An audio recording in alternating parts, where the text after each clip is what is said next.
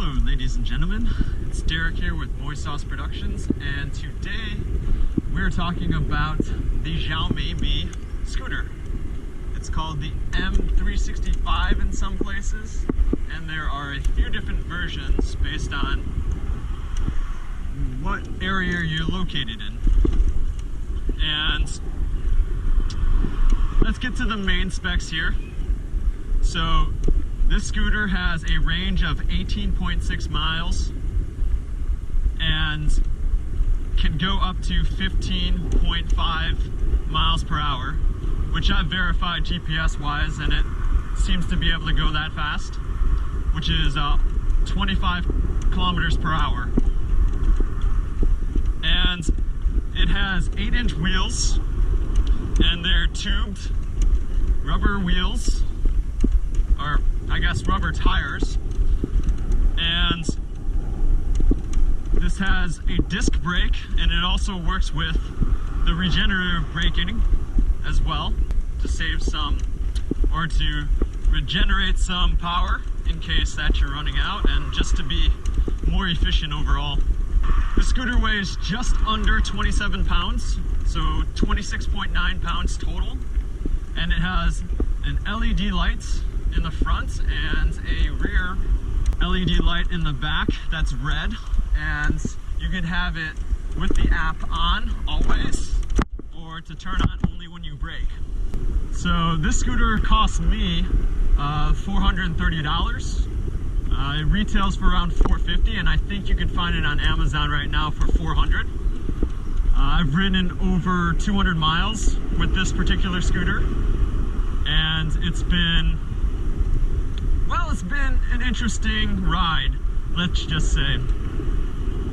So, things that I particularly like about it is that 27 pounds is really not that heavy, so you can carry it around for a decent amount of time and it's not too taxing on you.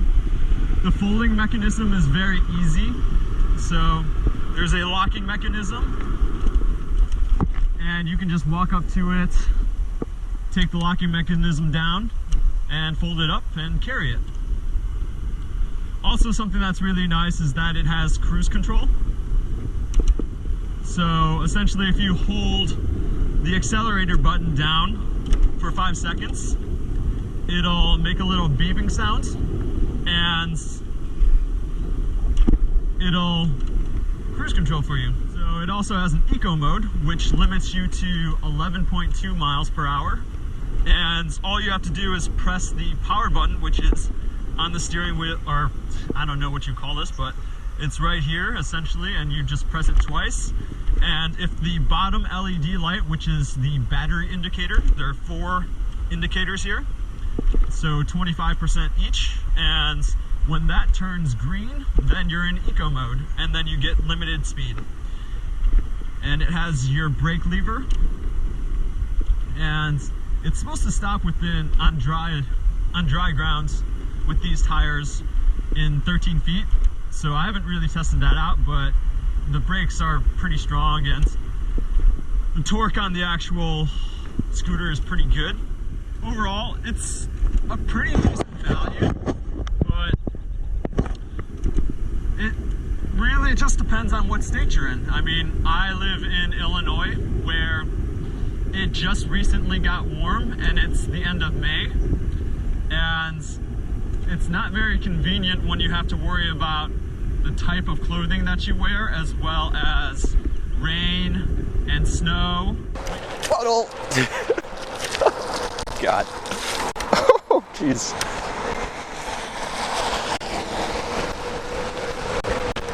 Alright, let's try to go slower through this, just to reduce the amount of splash we got here. God, there's so much water.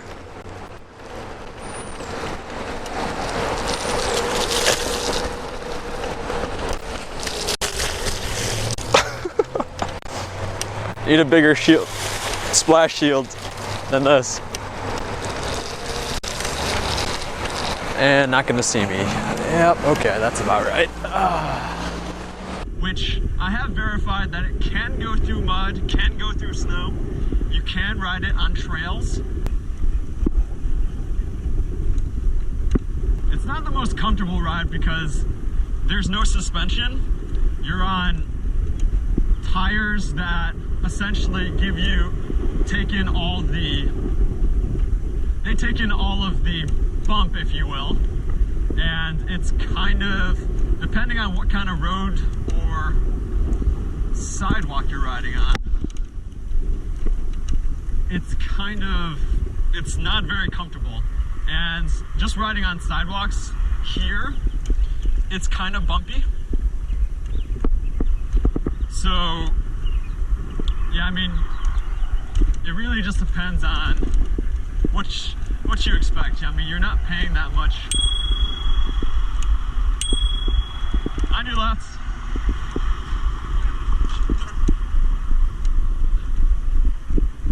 And as you can see, the bell doesn't really work that well because people don't really get out of your way if you're hitting the bell. So, I like the torque. It's got 16 nanometers of torque, and then the motor is 250 watts. And in terms of power, I'm not entirely sure how that levels up to other competition, but just comparing this thing, it's a pretty bumpy ride, but I mean, at least you don't have to worry about suspension parts going bad. Like going over those train tracks right there, it was pretty bad there. And taking turns, the maneuverability, it's very easy. And it also has these splash guards, which is really nice because if you're going through puddles or if it's raining or what have you, it's actually pretty, it doesn't splash you or your shoes, which is really nice. On the other hand, if you go through mud and then it starts splashing up, that might get you. Now, as I mentioned, the bell, it's something that's nice. The LED light, the indicators that tell you how much percentage is left on your battery. Talking about the 18.6 miles of range, I wouldn't say you would actually get that amount of range if you're going flat out the entire way. So, and also it depends on if the terrain is flat or hilly. If it's flat, possibly, or if it's downhill, definitely possible. I think the one bad thing about this particular scooter, or scooters in general, is that once they're out of batteries, you're kind of out of luck. And what I mean by that is, if you're out of battery, essentially you have to push, but it's not very sustainable. And you're probably better off walking it because the amount of energy and the types of muscles that you use are not something that you use when working out, cycling, or anything like that. The push-off is it's not very easy to maintain a decent amount of speed. And additionally, if you're at a standstill, so right here we're at a standstill, and if I just press down the accelerator, it doesn't just go. So what happens is that there's a certain speed that it has to be going to actually kick off. So this is too slow. You actually have to push off, and then it'll get going.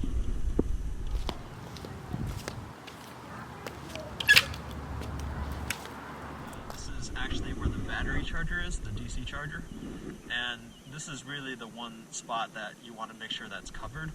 I've gone through puddles, I've gone through snow, and this thing has held up very well, and it hasn't lost any power or anything like that. The only issue that I've had thus far for the 4-6 months that I've had this is that this rear LED light here has gone out. It no longer works.